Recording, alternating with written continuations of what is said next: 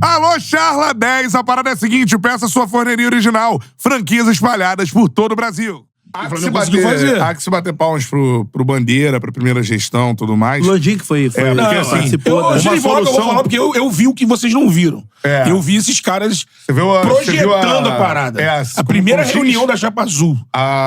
Concisa... Embrião. O embrião. Isso. Porque, assim, é foda você estar sentado no lugar e ver alguém falando assim, era uma apresentação da Chapa, com todos esses caras lá. No teatro. No cinema lá no Leblon.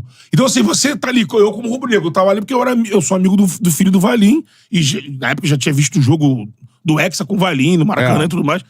E eu lembro quando o Felipe falou, pô, meu pai tá juntando uma galera aí, pô, reativando sócio e outros entrando de sócio que não moravam no Rio, eram empresários, tudo mais, flamenguistas, mas que tinha empresa em São Paulo, tudo, entrando de sócio para daqui a 3 anos poder... Eu lembro desse processo. E eles chegaram a tentar antes, quando a Patrícia entrou em 2010, só que eles veio com a chapa branca, e era até com Henrique Areias de frente. E não levou bomba. Só que já era um embrião para essa galera se juntando. Aí vem a apresentação, eles formam a chapa Flamengo campeão do mundo. Que aí é Valim e Landim como presidente e vice. E aí essa galera toda que vocês estavam falando. Nesse dia lá da apresentação, tu vê alguém chegar lá e falar assim, não, a gente tá... Isso era dito. A gente tá cansado com o Flamengo só aparecer em capa de jornal ou em página policial, que na época tinha tido o Bruno, tinha tido outros casos, caso do Ronaldinho, o irmão dele lá, o Assis. Adriano, vários caras, o Flamengo vivia. O caso do Ronaldinho é a desmoralização. O Assis, que é um cara conhecido. A gente conta aqui hoje rindo, mas desmoraliza a instituição de uma forma. E os caras citavam isso. O Flamengo só passa vergonha, é impossível que ninguém se mexa e tudo mais. E aí... Ele tava nessa reunião, além dos caras. Então, eram 15 pessoas. O Landim e o Valim, que eram as cabeças.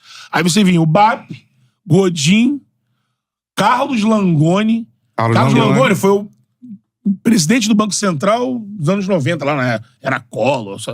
Esse maluco, infelizmente já faleceu, era um rubro-negro que veio aqui, Prakovnik? Prakovnik.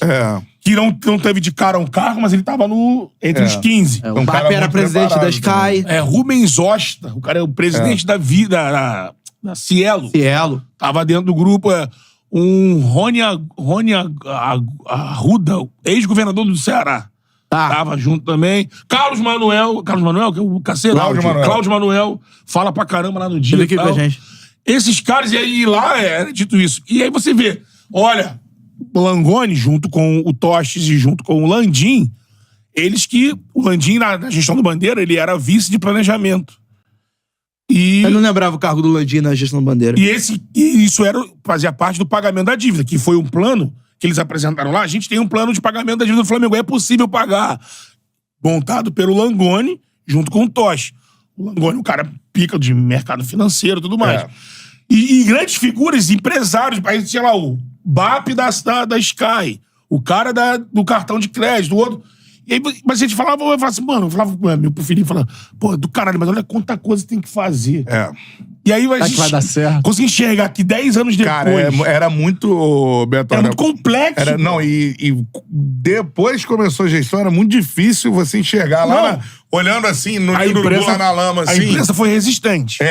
E mais. Não acreditava. Não acreditava. E da torcida, vou te dizer... Chamava de os carecão, esses careca aí, esses careca aí. Só tinha careca aí. Com o andar das coisas e a não chegada de títulos, o Bandeira teve uma coragem imensa. De não roer a corda. De não roer a corda da situação da... Como se diz? Da contenção de gastos. Contenção de gastos. Mas seguir o plano à risca. Porque assim, por exemplo... Porque assim, você imagina a pressão de uma torcida do Flamengo. Em 2013, principalmente. E naquela virada que quase caiu, né, pela punição. Não, então... E virou pra 14, fica voando, Então, em 2013, acho que para mim o maior mérito é ali, por exemplo, quando você vira o turno do Campeonato Brasileiro, que você não tem certeza nenhuma de título de Copa do Brasil, até porque era o primeiro ano de uma Copa do Brasil com times da Libertadores, 2013.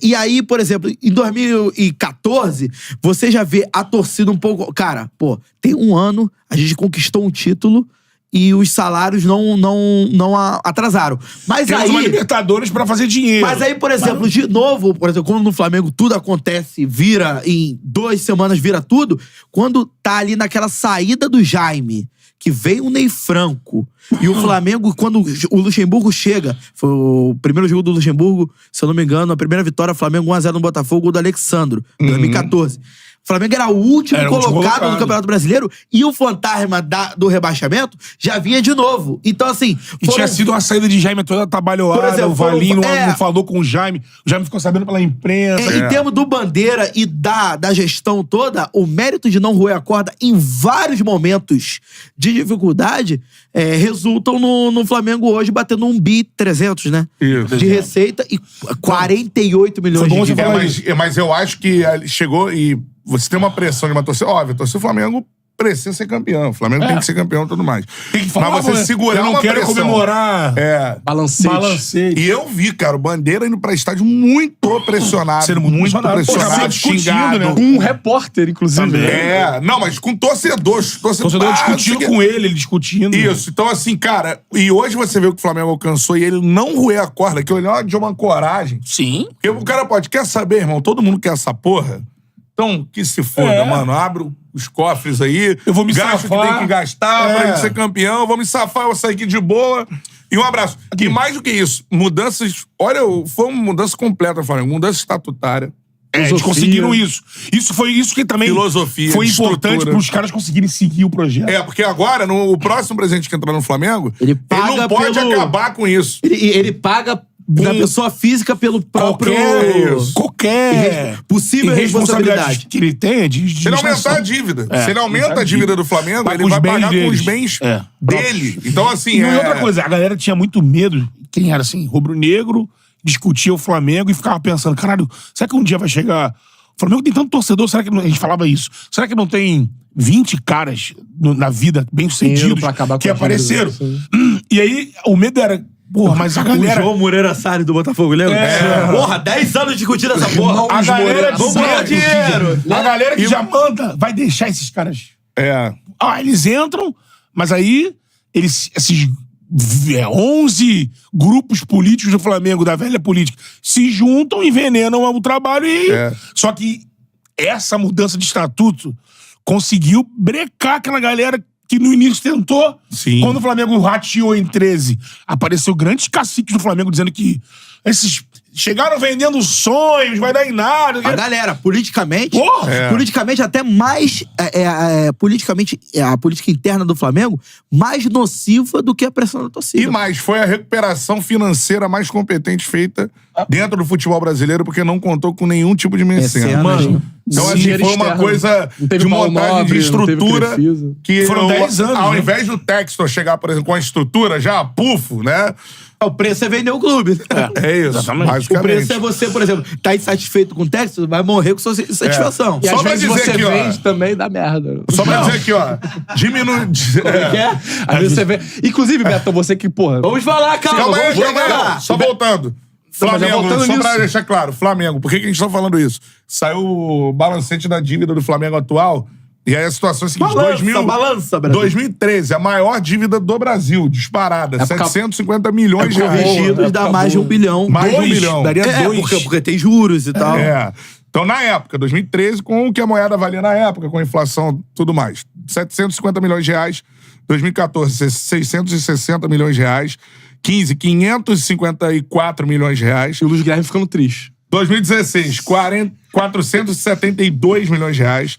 17, 450. Em 18, aumenta um pouquinho, 455. Em 19, aumenta mais um pouco, 466.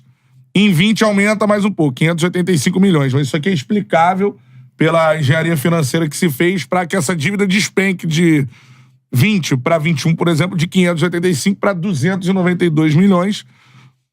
2022, 227 milhões e agora, incríveis 48 milhões. Enquanto ia diminuindo a dívida, eu ia ficando mais triste. Ou seja, de 750 milhões, que hoje com valores corrigidos daria mais de 1 bilhão, para 48 milhões de reais. E outra coisa, que tem que ressaltar isso... não, a gente não falou outra. Reestruturação da base. Sim. Se o Flamengo hoje vende os jogadores que vende e não precisa os utilizar como pessoas que têm decidido o Começou a time de investir cima. na base também. Não, né? até de encontro com isso, os outros 92 milhões de reais que o Flamengo vai receber esse ano, já recebeu 30. Vai receber mais 92. Vitor Gabriel, a última parcela, futebol coreano. Passou. Matheus França, João Gomes, Pablo Maria, Rodrigo Muniz, não? Vinícius Souza, Paquetá, Cauã Santos, Natan, Lázaro e Paquetá. Desses aí, o único que não é cria é o Pablo Mari. Só. De restante, só jogador da base. Então, o Catarina falou várias reestruturações, que exatamente isso que a gestão fez. Ela encarou cada departamento como uma empresa. É isso. Então, assim, ela tem um VP nomeado e um diretor executivo nomeado, contratado, que é o cara que vai tocar o dia a dia direto. Sim. O VP, ele vai estar ali, porque geralmente é um cargo institucional. Então, isso, a base. Começou com o Carlos Brasil e o Noval. Depois o Carlos Brasil foi pro Vasco. Carlos Brasil, que é o sósia do Padre Cantaré. Carlos Brasil? Carlos Brasil, depois ele vai pro Vasco. O trabalho deles começa, ele pega ainda Patrícia e entra com Bandeira. E aí o Flamengo não revelava ninguém desde o Era época de Paulo Sérgio, né? E aí você olha, o Flamengo, se você pegar esses nomes todos, pegar a gestão toda, desde que o Bandeira e a Chapa Azul... O moleque chega com 12, 13 anos, 10 anos. Reformularam a base rendeu pro Flamengo mais de 1 bi. Se pegar tudo até hoje, olha como é que o investimento vale. E lá atrás, o Flamengo teve que fazer o quê? Ele teve que dispensar, encerrar muitos trabalhos, porque não tinha condição, ele é bancado pelo futebol, pra reestruturar o departamento, e aí ele vivia por si só. E foi muito... Pô, o Flamengo apanhou quando o Flamengo demitiu os irmãos Hipólitos, quando demitiu... encerrou com o Cielo. O Flamengo tinha um monte de estrela de olímpica, e não tinha piscina, salário, mas não ganhava. Cara, não tinha piscina, não tinha quadra. Não tinha estrutura. De reestruturação física. Você tem Ninho do Urubu hoje, um dos mais modernos do Brasil, né? E na época que o Bandeira entra, eu falei que é pasto. Gramado, tudo, cara. A Gávea, se você for a Gávea hoje, você tem um museu do Flamengo, você tem umas lojas gigantes.